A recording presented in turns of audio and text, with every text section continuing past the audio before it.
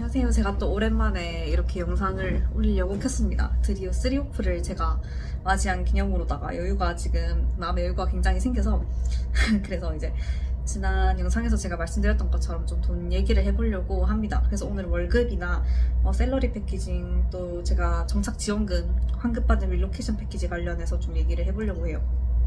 그래서 먼저 월급에 대해서 좀 말씀을 드리려고 하는데, 근데 사실 약간 말씀드리고 싶은 게, 저는 오늘 영상에서 제가 월급, 여기서는 2주마다 페이가 나오니까 이제 2주급을 제가 얼마를 받았다 뭐 이런 식으로 제가 구체적으로 얼마를 받았다 이렇게 액수를 얘기하진 않을 것 같아요. 그래서 뭐 이제 공휴 수당, 뭐 야간 수당 이런 게 어떻게 책정이 됐고, 그래서 뭐 이날은 몇 배, 이날은 시급의 몇 배 이런 식으로 어떻게 책정이 되는지 그런 시스템을 살짝 얘기를 드리려고 하고, 뭐 2주급으로 제가 월급 명세서에서 뭐 얼마를 받았다, 통장에 얼마가 들어갔다 이렇게 얘기는 안 하려고 합니다, 이 영상에서는.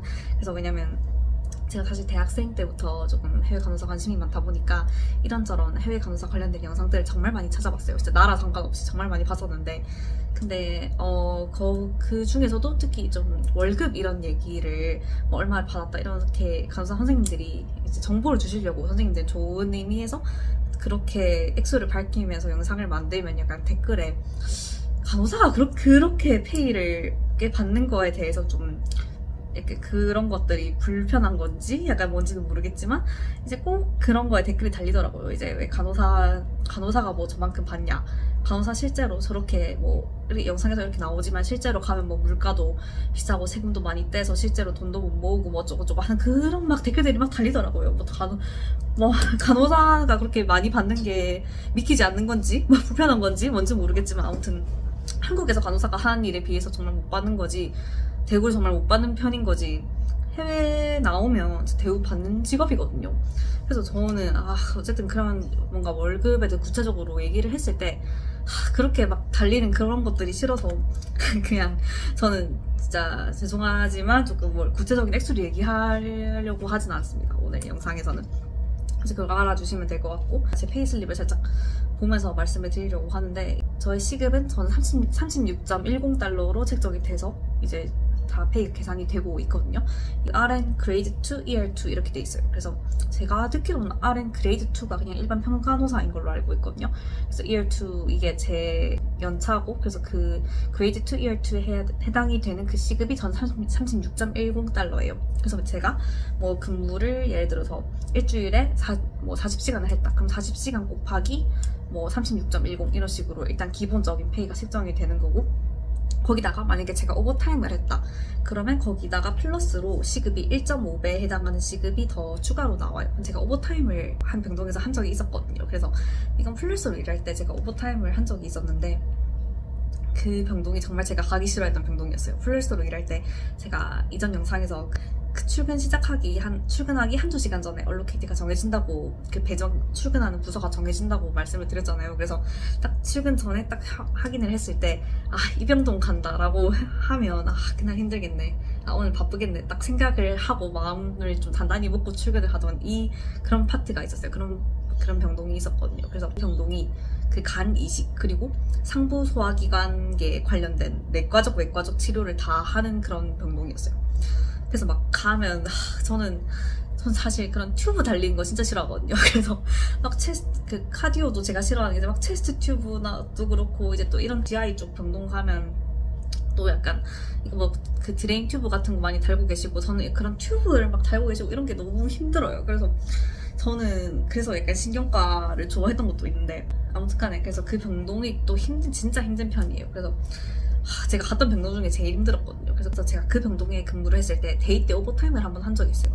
진짜 바빴거든요. 그러다 보니까 이제 근무 끝나고 나서 제가 퇴근하기 전에 뭐 데이번 근무했으면 데이번 그 뭐 프로그레스 노트 이런 식으로 해가지고 차팅처럼 쭉 이렇게 그날 전반적인 환자 상태에 대해서 뭐 제가 했던 거에 대해서 이제 계통별로 제가 이렇게 쫙 정리를 차팅처럼 넣어놓고 이제 가야 되는 게 있어요. 그 노트를 다 작성을 차팅처럼 해야 되는데, 그거를 또 제가 플러스 이때 일한 지 얼마 안 됐고, 저는 차팅 같은 걸 차팅을 이렇게 막 쓰는데 이런 걸 익숙하지도 않고, 이런 시스템이 그렇다 보니까 이걸 하는데 되게 오래 걸렸었어요. 그래서 노트를 쓰는 게 저는 좀 안 바쁠 때 최대한 항상 데이 근무가 특히 바쁘니까 조금이라도 여유가 있으면 최대한 프로그레스 노트를 조금씩이라도 라도 좀 쓰는 편이었거든요. 왜냐면 제가 마치고 다 한꺼번에 쓰려고 하면 전 너무 오래 걸리니까.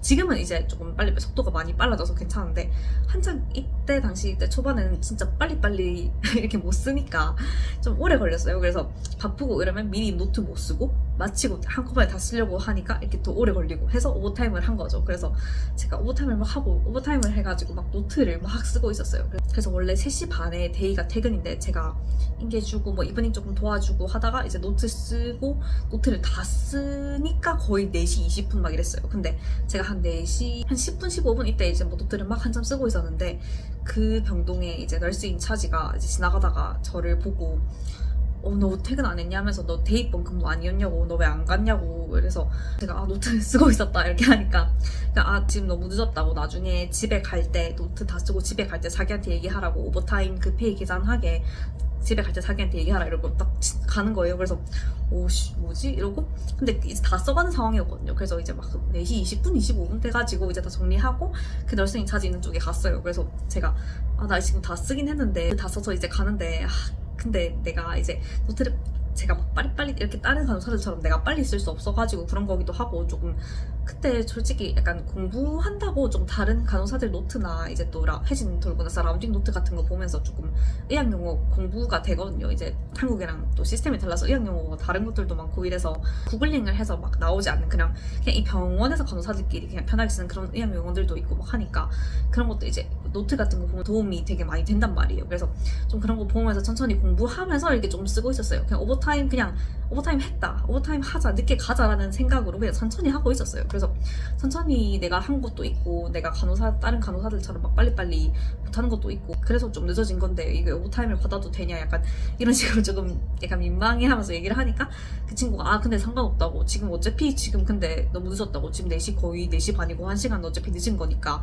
그 수당 이거 쳐줄 테니까 이름하고 다 얘기하라고 해가지고 제 이름 얘기하고 그 친구가 그거 다 적어주고 이제 그 페이 받을 때 페이슬립 확인하라고 오버타임 수당 돼 이제 자기가 입력해 놓을 건데 오버타임 수당 다 들어갔는지 페이슬립 그 다음에 받을 때 확인해라 이렇게 하면서 얘기하더라고요. 그래서 전 너무 감동받아가지고 너무 고맙다 이렇게 하는데 너무 고마워 이런 식으로 하는데 그 친구는 뭐 별거 아닌 것처럼 그냥 페이슬립 잘 확인해 이러고 되게 좀 시크한 스타일이었거든요. 그래서 페이슬립 잘 확인해 이렇게 하고 저는 너무 감동받아가지고 고마워 이렇게 했는데 진짜 들어왔더라고요. 그래서 오버타임은 그 1시간 그 시간당 여기는 시급으로 치니까 오버타임 수당은 1.5배예요. 그래서 제가 제 시급이 36.10달러라고 말씀드렸잖아요. 그래서 이날 보니까 그 오버타임 1시간이 54.15달러로 추가로 플러스 들어왔더라고요. 그래서 1시간 동안 그 노트 쓴 그 시간 시급을 측정을 해서 계산을 받은 거죠. 들어왔더라고요. 너무 고맙더라고요.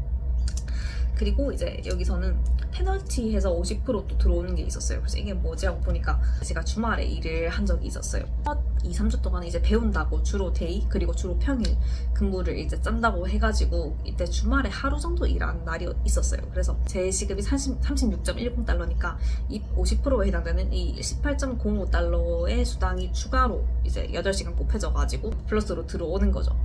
그리고 또 제가 공휴일에 일을 한 적이 있었어요. 공휴일에 일을 하면 여기서는 2배를 받습니다. 그래서 주말에 일을 하면 50%가 추가로 붙잖아요. 근데 공휴일에 일을 하면 100%가 추가로 붙습니다. 그래서 공휴일에 제가 데이 일을 한 적이 있었어요. 공휴일이 평일이었어요. 그래서 평일에 제가 데이로 근무한 거라서 따로 야간 수당 뭐 이렇게 주말 수당 이런 걸 추가로 붙은 건 아니었고 그냥 딱 공휴일 수당만 붙은 거죠. 그래서 공휴일에 일을 하면 시급이 2배가 되다 보니까 제가 이제 계산을 해보니까 거의 한국 돈으로 거의 한 50만 원 되는 것 같더라고요. 그래서 와 이거 공휴일에 무조건 일해야겠다라고 생각을 해가지고 얼마 전에 제가 이제 지금 완전 신경과에 이제 출근을 해가지고 다니고 있거든요. 이제 플러스는 끝났고 제가 신경과 지원해서 붙었다고 지난 영상에서 말씀드렸으니까 신경과에 지금 출근한 지 한 2주? 2주 정도 된 것 같은데 그래서 새로 신경과에 어쨌든 제가 출근을 하니까 근무표 새로 짠다고 그 신경과 한국으로 치면 이제 수선생님이랑 이제 근무표를 막 짰어요. 그래서 선생님이 이제 우리는 그 셀프로 짠다고 우리 그냥 이렇게 원하는 대로 이렇게 막 짜라 해가지고 선생님 앞에서 이날은 뭐 할래 이날은 뭐 할래 이러면서 이렇게 쫙 근무표를 막 같이 짰어요. 지금 12월 짰고 1월 중순 근무표까지 다 나왔거든요. 이렇게 1월 그 중순 근무표까지 같이 이렇게 막 짜면서 12월 25일 그 크리스마스에 저를 오프를 주려고 했어요. 그 너미 저한테 오프를 주려고 하는데 제가 일하겠다고 나 크리스마스 때 일하고 싶다고 그래가지고 그 크리스마스 이게 로스터 짜는 거는 또 되게 근무를 시프트를 짧게 해가지고 일을 한대요. 그래서 4시간 이렇게 일을 하는데 제가 그날 이브닝이거든요. 근데 제 근무 시간이 11시 반부터 4시 반인가? 뭐 그랬어요. 아무튼 그래서 조금씩 짧게 줄여서 일을 하는데 이렇게 간호사들 이름이 막 데이 누구, 이브닝 누구, 이렇게 나이트 누구 이렇게 이름이 쫙 적혀 있었는데 보니까 이브닝에 딱 한 빈자리가 딱 한 칸 있었거든요. 그래서 제가 그거를 따냈죠. 그래서 내가 일하고 싶다. 나 크리스마스 때 일하겠다 해가지고 거기다 제 이름 적어줬고 그래서 따냈다는 게 너무 웃긴 거예요. 크리스마스 때 오프 주려고 했는데 그리고 호주에서는 25일, 26일 다 공휴일인 걸로 알고 있거든요. 그래서 그 이틀 연속으로 다 이브닝 하기로 했습니다. 그래서 그 25일은 크리스마스고 26일은 박싱데이라고 그 크리스마스에 받은 선물을 이렇게 박스를 열어서 푸는 선물을 확인하는 이제 그 박스를 확인하는 그런 날인 걸로 알고 있어요. 그래서 참 이제 쉬려고 참 별의별 날이 다 있다라고 이런 생각을 하긴 했는데 아무튼 그래서 그 두 날 다 근무를 따냈습니다. 그래서 이브닝 수당에다가 플러스 공휴일 수당이 붙을 거라서 굉장히 기대를 하고 있고 그래서 말 나온 김에 이브닝 수당에 대해서 말씀을 드리면 여기 페이슬립 상으로 이제 애프터눈 시프트 이렇게 들어와 있더라고요. 그래서 애프터눈 시프트가 추가로 수당이 들어오는 거예요. 그래서 제가 이때는 이브닝을 2번 했었나 보네요. 이 전에 이제 일한 이 페이슬립 받기 전에 일한 그 2주 동안의 페이가 측정이 돼서 지금 이 페이슬립으로 나오는 거니까 제가 그 전에 2주 동안 이제 이브닝을 이틀 했었어요. 그래서 여기 보면 이제 32.50달러 해가지고 이브닝 2번 한 거 2시간으로 쳐서 이게 추가로 수당이 붙네요. 그래서 이브닝은 이렇게 나오고 근데 만약에 이게 주말 이브닝이었다 하면 또 페널티 수당 50%로 절반 50% 지급해가지고 추가로 수당이 붙었겠죠. 그래서 아무튼 그렇게 애프터눈 시프트 뭐 또 주말 수당 그러니까 이브닝 수당, 주말 수당, 또 공휴일 수당, 오버타임 수당 이런 식으로 다 추가로 이렇게 붙어서 나오는 비용들이 있더라고요. 근데 제가 아직 나이트를 안 해봐가지고 나이트 야간 수당 이런 건 얼마가 나올지 모르겠네요. 제가 신경과에 이제 새로 신규 입장으로 이제 다시 근무를 시작한 거라서 일단 한 2-3달 동안은 제가 데이랑 일 배운다고 데이랑 이브닝밖에 못하고 이제 막 제가 신경과 들어온 지 2주차 정도라 제가 1월 중순 이후로부터 나이트를 받을 수 있다고 들었거든요. 그래서 미리 제가 적어놨어요. 나이트 하고 싶다고 그 나이트 신청을 해놨거든요. 그래서 한 1월 중순부터 나이트를 할 것 같아서 그때 또 페이슬립을 보고 한번 확인을 해보려고 합니다. 그리고 페이슬립을 보면 여기 연금에 대한 것도 나와 있는데 신규 입사자 그 서류 제출할 때 이제 연금 회사 고르는 것도 이제 제가 그런 서류도 있어서 그걸 연금 회사 골라가지고 제출했거든요. 근데 이제 근데 다른 직종도 다 그런지 모르겠는데 어쨌든 호주에서는 간호사로 일을 하면 그 병원에서 다 연금을 내줘요. 제가 그래서 이제 그 원하는 회사 선택해가지고 신규 입사자 서류 낼 때 제출만 하면 병원에서 알아서 그 연금을 계속 내주거든요. 그래서 그 연금에 대한 비용도 적혀 있고 그리고 이 샐러리 패키징은 저도 아직 그렇게 완전 완벽하게 막 일을 한 건 아닌데 제가 아는 선에 한해서 말씀을 드리면 예를 들어서 좀 일단 어쨌든 절세를 할 수 있는 그런 방법이에요. 그래서 예를 들어서 여러분이 월급을 100만 원을 받는다. 그럼 100만 원 중에 이제 한 20만 원 이 비율은 아마 여러분 근무 형태나 또 일하는 곳마다 좀 다를 수 있어요. 그래서 만약에 이제 제 예를 든 겁니다. 그래서 100만 원을 월급으로 받으면 그중에 20만 원을 살짝 떼놔요. 20만 원을 살짝 떼놓고 나머지 그 남은 금액이 80만 원이죠. 그럼 그 80만 원에 대한 세금을 떼는 거예요. 그래서 원래는 100만 원을 받으면 100만 원에 대한 세금을 떼야 되는데 20만 원을 살짝 떼놓고 80만 원에 대한 세금만 제하는 거니까 세금을 좀 덜 떼일 수 있는 거죠. 그래서 80만 원에 대한 세금을 떼고 그 남은 돈을 일단 제 통장으로 받아요. 그러고 나서 그 다음 날에 그 처음 떼놨던 그 20만 원 있죠. 그 20만 원이 제 통장으로 들어오는 겁니다.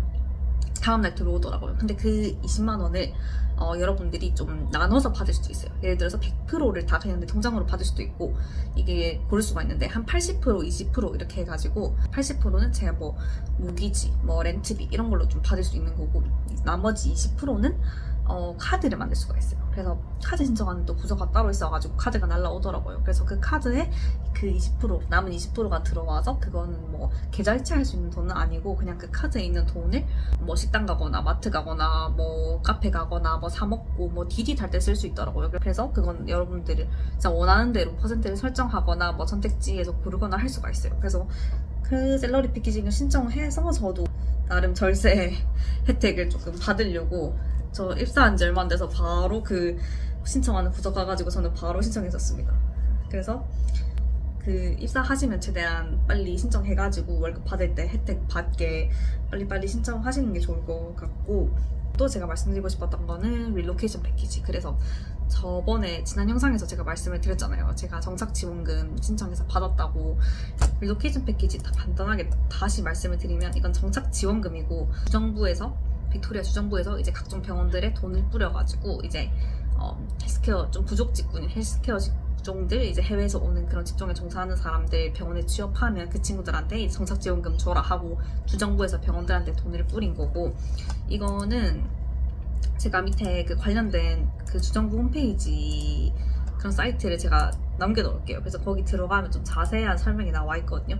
근데 이거는 어쨌든 간에 보면 최대 10,000불까지 지원금 혜택을 받을 수 있는 거고, 2024년 6월 안에 근무를 시작한 사람들에 한해서 신청을 할 수가 있어요. 그래서 이제 곧 오실 선생님들이면 이제 최대한 어쨌든 근무 시작일을 조정을 할 때 2024년 6월 안으로 그 시작일을 정하셔가지고 이 혜택 다 받으실 수 있게 신청 잘 조절하시기를 바랍니다. 그래서 이거 정착 지원금 다 받으면 좋잖아요. 만약에 오는 시기가 뭐 7월, 8월 이러면 조금 땡겨가지고 6월 안에 오시면 좋으니까.